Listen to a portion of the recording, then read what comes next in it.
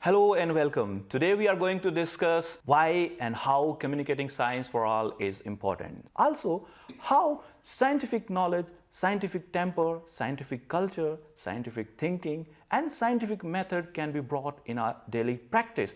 To address such important questions, the answer lies in communicating science for all and in promoting and popularizing scientific culture and scientific temper among masses and making science accessible to all. To discuss on this important topic, today we have with us Dr. Biman Basu, a scientist and science communicator of national eminence and repute, and an ex-editor of famous magazine Science Reporter, and Dr. Pradeep Mukherjee, science communicator and associate professor of physics at Delhi University, and I'm Abhay Rajput. So let's start with Dr. Basu. Dr. Basu, you have been in the field of science communication for so many years. So please throw light on why communicating science for all is important. Science and technology are an essential part of our daily life today. We cannot think of anything without science and technology. And many of the scientific developments that take place, the research actually goes on in laboratories of national institutes or universities, and the public has no access to those laboratories. And the findings that they come out with are also not always accessible or comprehensible to the common man. So actually a science communicator is an essential bridge between the labs where the research is done and the public, who actually is the beneficiary of scientific research. So basically, a science communicator tries to convey to the masses, to the public, scientific developments or scientific achievements in a language which is understandable and comprehensible to the common man in their own language. Because scientists, they publish their research in scientific journals. The language of those journals are very difficult, technical, and which are not comprehensible to the layman. So a science communicator has the duty of turning those research findings and technical statements into a language which is so easy, so simple that they can be grasped and understood by the common man. Because only when the public or the common man understands what is being done or what is at stake, he or she will understand science and then follow its developments. Because there are a lot of controversial issues which sometimes come up, and without the public understanding, they sometimes lead to very unhealthy situations. So to avoid those kind of situations, a science communicator makes an effort to convey to the masses the important developments that is happening in the field of science in simple language for them to understand. Yeah, that's right, Dr. Basu. Dr. Mukherjee, I would like to know what's your take on why we should communicate science to the public? Well, the developments in science and technology is affecting common man in myriad ways. Common man is affected by science, and these are the scientific advancements, of course, as Mr. Basu also said, taking place in laboratories and institutions. But the scientists are so worked up and they are busy with their research and communicating with for peer review of their work, so that they are not able to communicate to common masses. And in fact, it should be a two-way dialogue. It is not like deficient model that the knowledge is with the scientists and the public at large. It is information poor or research poor, knowledge poor. So therefore, there should be a two-way traffic, and for this, to bridge this gap between the scientists who are experts in the field and the common public, the need of science communicators arise, so they will convey in easy to understand language to the public the scientific advancements which have taken place in the laboratories and institutions. So that is the basic aim. But besides that, to inculcate scientific temper among the masses is also a goal of science communication, in which science communicators have to play a very definite role. Yeah, that's right. Now, Dr. Vasu, there are many ways to communicate science, and many efforts are being done in this regard. But as a country of diverse culture and so many languages, how well we are doing right now? You know, basically, for a country like India, where we have so many languages, it is essential that science communication is done in regional or local languages, because then only the local people or a large percentage of our population will be able to understand what is being done in the field of science. Now, writing science in the local language has got certain limitations. One is the absence of technical terms, easily accessible, easily understandable technical terms. Right.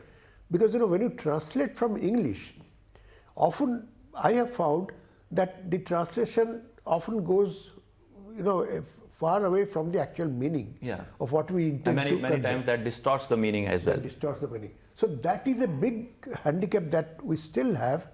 But at the same time, I would like to mention that in popular science, you need not use technical terms, because for us to tell the common man about what is being done, it can be done in very simple language without using a technical term or technical expression. Right. And a science communicator has to make an effort, because I tell you, writing a research paper is much simpler and much easier than writing a popular science article. Yeah. So that effort needs to be done, and especially in the languages. And fortunately, today in India, there are a few languages in which very good popular science activity is there, especially Malayalam, Bengali, Gujarati, Marathi, and Hindi, of course, is doing very well. But other languages also should come up, because Tamil also is very, going ahead very fast in this area. Yeah. Some regional languages are doing well. So we need to connect with the masses in their own language. With this note, we break for a short break. Stay tuned. We'll be back.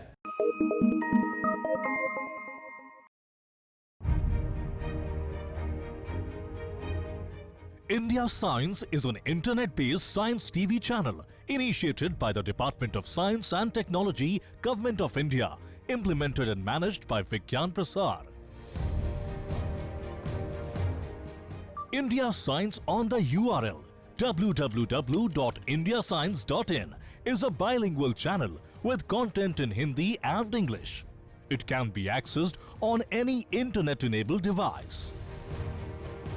This video platform is dedicated to science and technology knowledge dissemination, with a strong commitment to spreading scientific awareness, especially with Indian perspectives, ethos and cultural context. The India Science mobile app can be downloaded from the Google Play Store and Apple Store.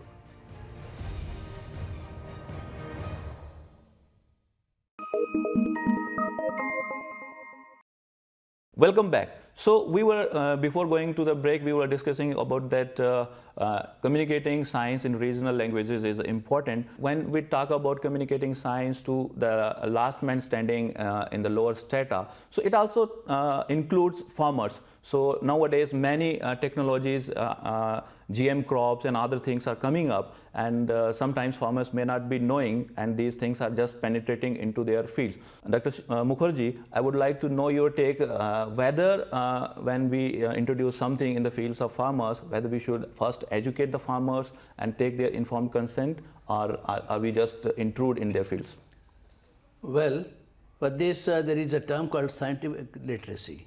The farmers may not be aware about the nitty-gritty of science, but they have to be told how science plays a role in having greater yield and in the advancement of agriculture practices they are Right. into. The farmers must understand what is behind this, what is called this genetically modified crops. Right. And how it is going to affect their agriculture, their yield in terms of lesser use of pesticides, etc., so that they are not scared and they are open, to just to allow or not to allow that particular BT variety. So that means we first have to educate the farmers before we introduce anything, so that it also makes them to have the know-how how to use the new technology or the new crops or GM crops, and also know, in addition to increasing the yield, what are its positive or negative implications. With this, when farmers we are talking about, then media covers some stories, right? These may be futuristic, like some medicine is coming up and it will cure the disease in the next 2-3 years or so. So that way, sometimes public has a perception that science is all about the future. It is not offering something right now. So in that way, Dr. Vasu, do you think that it's costing credibility and trust of science in the public's minds? We have seen the progress of science over the years and how it has helped us, the public, for instance, in terms of agricultural practices, in terms of medicine, in terms of many other things that we didn't have maybe 20 years ago, and today we have them. So it is not always futuristic, because many of the things, so I'll give you a small example. Right. These days, I think everywhere we are using LED lights. LED lights means white light. White light, yeah. Okay, because green and red LED lights were available for a long time, but they were of not, generally, for general use, they were useless. Only thing needed was blue LED light. Blue LED. Now, this was discovered by 3 Japanese scientists, for which they won the Nobel Prize. And once these blue LED lights were invented, then suddenly we have a surge of these white LED lights for general purpose. Mm-hmm. And the main advantage of LED lights is that they are low power consumption, they are durability, because since they have no filament and no gas, nothing, no mercury, they are much environment friendly and all. So a research which was considered futuristic maybe a few years back suddenly has come upon us, and today it is widely being used. So not all research is futuristic. Many of the researches, we have been using hard disk for many years now. Right. And the hard disk used to have, for instance, the laptop that I used in my office had a hard disk capacity of 1 GB. We laugh at it. Yeah. But today a pen drive has got 64 GB. Right. So that change again occurred because of a discovery made by a scientist who got a Nobel Prize of a magnetic property of materials, and suddenly we have a change in the whole system. From hard disks we have these pen drives or the Flash drives, USB systems where we can store large amounts of data without much volume. So many of the researches being done today, we are getting the benefit right maybe within a few years, maybe 4 years, 5 years or so. So I don't believe that every research that is being done in science is futuristic, and public has faith because they know that they're getting the benefit of the research right now. Right. Whether Indian society is just, not interested in scientific content, not receptive to scientific content, or it's just a perception of few of the people in the media? In fact, this is not true. People at large, public at large, very much interested in knowing about science, but it should be conveyed to them in their language, That's in more local important, language. That actually. is more important. And it should be the duty of press, magazines, even this internet, to express the things in easy to understand language. And even scientists, when they write for them, they have to write in easy to understand language so that the science goes to them. Right. And if it is not done, then it will, the very purpose will be defeated. Now, they often lament, even these science communicators, that of course the public is not receptive to science, and they were so, they say, uneducated as to know about science. It is not like that. They have to be told. For instance, the difference between the bacteria and virus. Right. There's a subtle difference between bacteria and virus. This can be told to them in easy language. They will understand it. What is the difference between bacteria and virus? These antibiotics will act against bacteria, not against virus.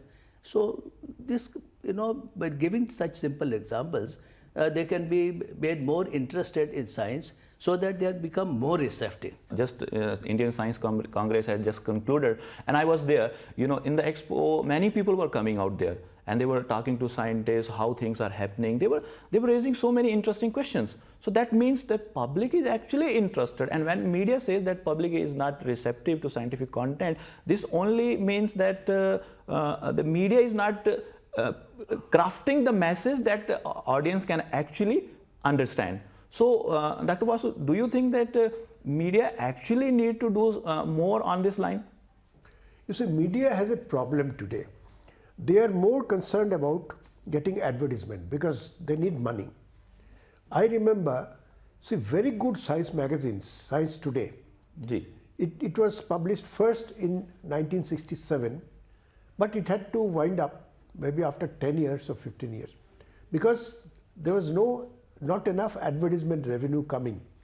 Now, that is a perception that media has even today, because media doesn't want to give space to science, especially the newspapers and all, because they think that if they give space to science, the public will not read it and they will lose space for ads. So this is a peculiar, situation where, I don't know, as science communicators, we feel bad about it. But I don't think unless the industry also looks at it from a different point of view, this can be changed. This is a very, sad situation today that in India, for instance, not every newspaper, there are newspapers, few newspapers which give a daily page or a weekly page on science, but not all newspapers cover science adequately, because we feel that science needed to be covered much more extensively in newspapers. Right, and this also sometimes shows that even in Indian press, many of these stories are picked up from foreign news supply agencies, right? Feature agencies. So in that way, that scientific content, has no local or regional context. And why we think that if some farmer is doing maize cropping in Himalayas, and he will be interested in knowing how marine fishing is done. So until and unless there is some local context, why someone will waste their time to know something? Because as human beings, we are interested in our immediate surrounding. What is beneficial to me? So I think we need to work on that. Just making science that, oh, this is new science and everyone should know this. This won't happen. What's your take on that? No, of course, it is necessary to know both. See, if a new science, a new development has taken place, I think all of us should know about it, what is happening, because many of the new developments have some impact on our life. As Dr. Mukherjee just mentioned about GM crops. So there is a lot of controversy in India about GM crops. Not so much in many Western countries, because they are using GM crops like soybean and so many other crops extensively. Right. But in India, there has been a controversy. I don't know why. Because till date, there has been no evidence of any harmful effect of GM crops on human beings or even animals.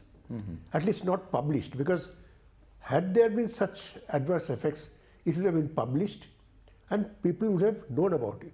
But there is a fear that GM crops may be harmful, and only this fear is keeping many of these GM crops from commercial production in Coming India. to the field, sir. Yes. Yeah. So with this note, that whenever some new science or technology comes up, we need to spread awareness so that there is no opposition to such new scientific developments. We'll take a short break, and after the break, we'll be back and we'll talking about anti-science movements.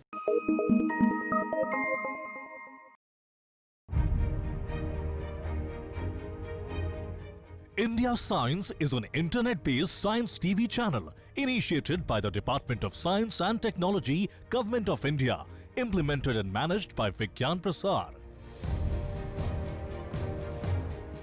India Science on the URL www.indiascience.in is a bilingual channel with content in Hindi and English.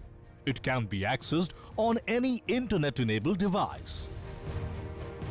This video platform is dedicated to science and technology knowledge dissemination with a strong commitment to spreading scientific awareness, especially with Indian perspectives, ethos and cultural context. The India Science mobile app can be downloaded from the Google Play Store and Apple Store.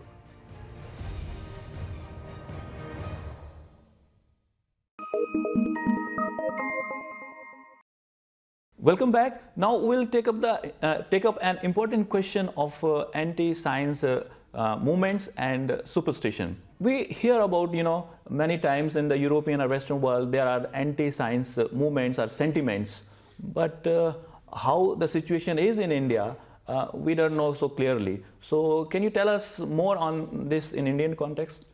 Well, this is basically because of the knowledge gap. Okay. This anti-science means an understanding what science is up to and what science is meant to do in their lives. I will give an example of nuclear reactors. Okay. So nuclear reactors, people have the perception that will lead to accidents, it lead to radiation leakage and so on and so forth. And therefore nuclear reactors should not be installed. Whereas we have seen this in Kodankola opposition. We know that for so the society. Is that anti-science or what? It is because of the lack of scientific ignorance on the part of the public who are opposing it. Okay. So therefore, in a way, it leads to what is called anti-science movement by some people who are scientifically ignorant about the benefits of a nuclear reactor. It is going to give power. And these days, fossil fuel, this is not sufficient, although we have alternative sources of energy. Alternative sources. But nuclear reactors and power to nuclear reactors is also important. This has to be told to them. I would like to add a point here. You see, nuclear energy, the first manifestation of nuclear energy, unfortunately, was in the form of the atom bomb. Yeah, that's frightening. And that was such a revolutionary development that it scared people that anything nuclear is bad. And that sentiment is still continuing. And all the opposition to nuclear reactors is because of that. So it means like, what we in popular parlance say that the first impression is the last impression. So the nuclear energy's first exposure to society was a nuclear bomb. So that creates a perception, a fear psychosis in most of the people, and they say if it comes up and it may be dangerous or fatal to the area or even to the planet. With this, we understand that if there is more engagement, right? When science comes to society and society comes to science and there is more engagement, more interaction, the scientific ignorance can be evaporated and the two can come together and there is knowledge exchange, and we can also eliminate superstitions. Thank you, Dr. Basu and Dr. Mukherjee, for sharing your valuable time and enlightening our viewers about various issues surrounding science communication. Indeed, with many efforts and initiatives in place, much still needs to be done for communicating science for all, and even our constitution promotes that every citizen should develop a spirit of inquiry and scientific temper as part of fundamental duties. Thank you for watching. You can send your views and suggestions at feedback@indiascience.in. Stay tuned for more. Jai Hind.